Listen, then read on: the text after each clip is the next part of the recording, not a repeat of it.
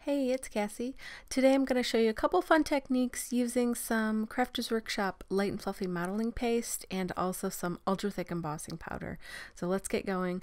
First I'm creating just a fun distressed kind of background. I stamped just text onto this background on the craft paper, and then I put some fireworks spray and a little bit of walnut crystals on it, and I'm going to let it dry so those walnut crystals kind of stay intact.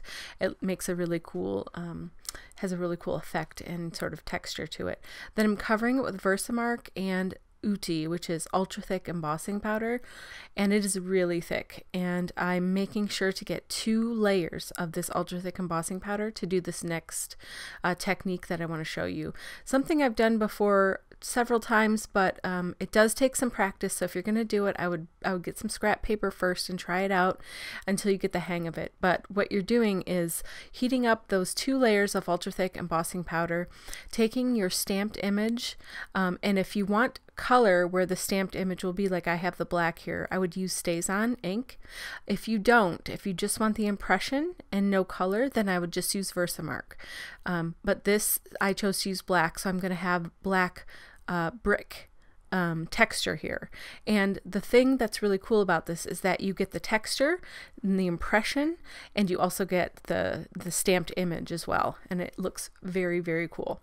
Okay, so that's a really grungy distressed background, and I'm going to put some soft flowers on top of it, and this is what I wanted to do.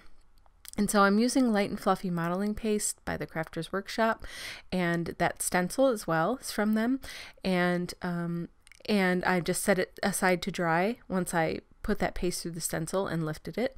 And then I have a word simplify stamp, and I stamped that onto vellum with StazOn again.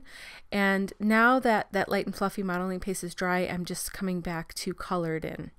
I've got orchid and lime green from Ken Oliver's color burst line, and I'm just kind of painting it in, and then I sprayed it to make it look more watercolored, and it's like kind of just a varied look of the colors.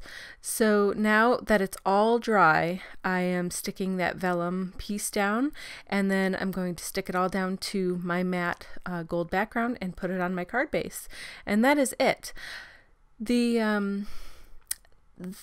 Doing the embossed background with the stamp, like I said, does take a little bit of practice, but if you are patient with yourself and give it a try and just start with a small stamp and a small piece of paper and just do it, and do it both ways with the coloring without, you're going to be super excited with the results. This card was really fun to make, and I really like the way that it turned out, and I like the soft flowers against the harder distressed brick background, and that's what I was going for. I hope you found some inspiration here today, and I hope you have a wonderful day. Thank you so much for watching.